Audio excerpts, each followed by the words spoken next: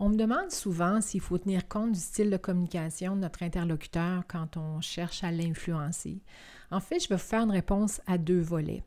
Euh, on doit, dans la mesure du possible, connaître le style de communication de notre interlocuteur pour éviter d'irriter la personne à qui on parle. Si vous adressez à un directif, par exemple, c'est des gens qui aiment que nous allions droit au but. Donc, si vous tournez autour du pot, vous allez l'irriter.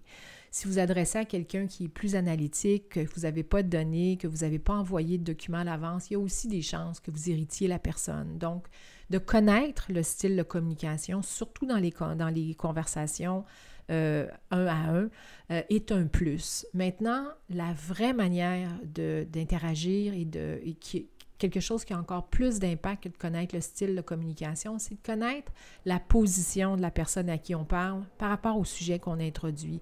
Quel est le niveau d'intérêt de la personne? Quel est son niveau de connaissance? Dans quelle mesure les éléments que j'apporte sont en lien avec les préoccupations qu'elle exprime, les questions qu'elle a.